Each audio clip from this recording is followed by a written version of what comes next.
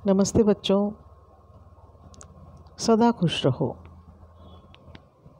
मैं JVN doctor Nirupama Harshvardhan, faculty of education and methodology, Jyoti Vidyapeeth महिला विश्वविद्यालय से। बच्चों, आज मैं BA B.Ed सेकंड सेमेस्टर के मध्यकालीन काव्य के अंतर्गत रीतिकाल के बारे में पढ़ाऊंगी। आज हम जानेंगे रीतिकाल के नामकरण के बारे में। बच्चों, जैसा कि आप जानते हो कि हिंदी साहित्य के इतिहास को 3 भागों में बांटा गया है। कौन कौन से? एक तो आदिकाल, दूसरा मध्यकाल और तीसरा आधुनिक काल। तो ये जो 3 भाग हैं, इनमें जो मध्यकाल है इसके भी 2 भाग किए गए। इसको भी 2 कालखंडों में विभक्त किया गया। कौन कौन से? एक तो पूर्व मध्यकाल और दूसरा उत्तर मध्यकाल। पूर्व मध्यकाल को क्या कहा गया? भक्तिकाल। और उत्तर मध्यकाल को क्या कहा गया? रीतिकाल। क्यों? क्योंकि जब भी हम कोई इतिहास लिखते हैं, जब साहित्य का इतिहास लिखा जाता है, तो उसमें उस युग की प्रवृत्तियों पर विशेष ध्यान दिया जाता है कि उस समय के काव्य की क्या प्रवृत्तियाँ थीं। तो ऐसी स्थिति में जो उस समय की स्थिति थी, उन प्रवृत्तियों के आधार पर ही इनके नामकरण किए गए। जैसे कि शुक्ल जी ने इसको आदिकाल को वीरगाथा काल कहा, क्योंकि उस समय में जो थी बहुत वीरपरक रचनाएं लिखी जा रही थी और खूब रासो साहित्य लिखा गया, तो इन्होंने उस काल को वीरगाथा काल कहा। अब जब यह आया मध्यकाल, तो उसके पूर्व मध्यकाल और उत्तर मध्यकाल इसलिए करा गया, उसकी काल सीमा अलग अलग कर दी गई, क्योंकि उस समय जब पूर्व मध्यकाल था उसमें भक्ति परक रचनाएं हुई और बहुत भक्ति साहित्य लिखा गया, तो उन्होंने उस काल को पूर्व मध्यकाल कह दिया और उसको भी भक्तिकाल का संज्ञा दी गई। फिर आया ये उत्तर मध्यकाल। उत्तर मध्यकाल को रीतिकाल कहा गया, क्योंकि इसमें रीतिपरक रचनाएं हुई। तो इसलिए जब भी कोई नामकरण की बात आती है, तो उस युग विशेष की प्रवृत्तियाँ या किसी रचना या रचनाकार या किसी पद्धति के अनुसार उस काल का नामकरण होता है। तो इसके नामकरण के बारे में भी कई विद्वानों में मतभेद हैं और सब अपने अपने तरीके से बात कहते हैं कि भाई इसका नामकरण ये होना चाहिए, इस कालखंड का नाम ये देना चाहिए। तो इस तरह से कई विद्वानों ने इसके अपने नाम दिए हैं और इस काल को अलग अलग तरह से अलंकृत किया है। वैसे तो इस काल में जो है रीतिकाल, इसको नाम इसलिए दिया गया था क्योंकि इसमें रीति की प्रधानता थी। जो काव्य था उसमें रीति निरूपक ग्रंथ बहुत लिखे गए थे और इसीलिए इसको रीति काल कहा गया। और रीति का अर्थ होता है विशेष पद्धति, कोई रीति, कोई पद्धति, कोई शैली।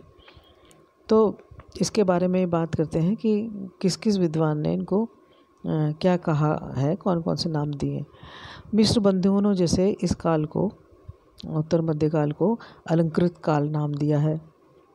विश्वनाथ प्रसाद मिश्र जी ने इसे श्रृंगार काल नाम दिया है और आचार्य रामचंद्र शुक्ल जी ने इस काल को रीतिकाल नाम दिया है। रमाशंकर शुक्ल जी ने इसको कलाकाल कहा है। तो ये जो विद्वानों ने इसको नाम दिए इस कालखंड को, वो उनके काव्य की प्रवृत्तियों के आधार पर दिए कि भाई किस तरह का साहित्य रचा गया, तो उन्होंने अपने अपने हिसाब से इनका नामकरण किया। मिश्र बंधुओं का कहना है कि भाई कविता को अलंकृत करने पर इस काल में बहुत अधिक बल दिया गया, इसलिए इसका नाम अलंकृत काल होना चाहिए कि भाई यहाँ इस काल में सिर्फ इसमें कविता को ही सजाने पे ध्यान दिया गया और इसको सजावट पे ही इसका पूरा उनका केंद्र बिंदु था, उनका केंद्र था। इसलिए उन्होंने इसका कहा कि इस काल का नाम अलंकृत काल होना चाहिए। किंतु ये बात भी है कि इस काल में लक्षण ग्रंथों की रचना बहुत आयत में हुई इन लक्षण ग्रंथों की रचना। तो ये अलंकृत काल कहने से इस प्रवृत्ति का बोध नहीं हो पाता कि भाई ये नाम सही है या नहीं है, क्योंकि जब खाली सजाने की ही बात नहीं थी और इसमें लक्षण ग्रंथ बहुत ज़्यादा लिखे गए, तो इसलिए अलंकृत काल इसको नहीं कहा जा सकता। ये नाम भी सही प्रतीत नहीं हुआ। श्रृंगार काल को श्रृंगार काल कहे जाने के पक्ष में ये तर्क दिया गया कि इस काल के कवियों में व्यापक प्रवृत्ति श्रृंगार वर्णन की थी, किंतु श्रृंगारी कवियों ने भी काव्यांग निरूपण की ओर रुचि दिखाई है। भाई इस काल में एक तो अलंकृत काल इसको दिया गया क्योंकि अलंकार कविता को सजाने की प्रवृत्ति थी, और फिर कहा गया कि इस काल में जो था श्रृंगार काल, श्रृंगार की प्रवृत्ति बहुत अधिक थी, श्रृंगार प्रवृत्ति का वर्णन बहुत हुआ है, तो इसको श्रृंगार काल नाम दिया। लेकिन वो कहते हैं कि जो कवि थे उनकी खाली श्रृंगार पर ही उनका केंद्र नहीं था, उनका जो ध्यान था वो काव्यांग निरूपण की ओर भी था, उन्होंने उसमें भी अपनी पूरी रुचि दिखाई है। तो ऐसी स्थिति में केवल श्रृंगार काल कह देने से रीतिकाल की संपूर्ण कविता का बोध नहीं हो पाता है। तो इसलिए इसको ये नाम भी इनका हमें सही प्रतीत नहीं होता है। अब बात आती है रीतिकाल में रीति शब्द के प्रयोग की। तो रीतिकाल में जो रीति शब्द का प्रयोग है वो काव्यांग निरूपण के अर्थ में हुआ है। ऐसे ग्रंथ जिनमें काव्यांगों के लक्षण और उदाहरण दिए जाते हैं रीति ग्रंथ कहे जाते हैं। कौन से?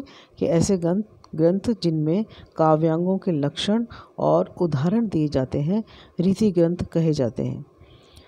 रीतिकाल में अधिकांश कवियों ने रीति निरूपण करते हुए लक्षण ग्रंथ लिखे, अतः इस काल की प्रधान प्रवृत्ति क्या थी? रीति निरूपण थी, क्योंकि इसमें अधिकांश कवियों ने रीति निरूपण करते हुए लक्षण ग्रंथ लिखे। तो इस काल में जो प्रधान प्रवृत्ति थी वो क्या थी? कविता की रीति निरूपण। तो इसलिए इन्होंने रीति निरूपण को इस प्रधान प्रवृत्ति मानते हुए आचार्य रामचंद्र शुक्ल ने इसका नाम जो है रीतिकाल दिया, क्योंकि उन्होंने कहा कि भाई इस काल में रीति की प्रधानता बहुत है। रीति की प्रधानता के कारण ही उन्होंने कहा कि इसका जो नाम है वो बिल्कुल सही है और इसका नाम रीति काल होना चाहिए। तो बच्चों, आपने देखा कि रीतिकाल का नामकरण किन किन विद्वानों ने क्या क्या नाम दिए, और रीतिकाल शुक्ल जी ने इसको नाम दिया, और वो किस बात पे दिया, किस बात से प्रेरित होकर दिया कि इस काव्य में जो रीति निरूपण ग्रंथ लिखे गए उसके कारण इस काल को रीतिकाल नाम दिया गया। तो ये जो सेशन था बच्चों, ये हमारे ज्योति विद्यापीठ के डिजिटल वर्जन 2.0 से हो रहा था, और मुझे उम्मीद है कि आपको ये रीतिकाल का नामकरण समझ में आया होगा। यदि फिर भी आपकी कोई जिज्ञासा है, कोई प्रश्न है, तो आप मुझे कमेंट बॉक्स में कमेंट कर सकते हैं, मैं आपका उत्तर दूंगी। आज इतना ही, और अगले वीडियो में आपको मैं रीतिकाल की पृष्ठभूमि के बारे में पढ़ाऊँगी, परिस्थितियों के बारे में बताऊँगी। आज केवल इतना ही। शेष फिर नमस्कार।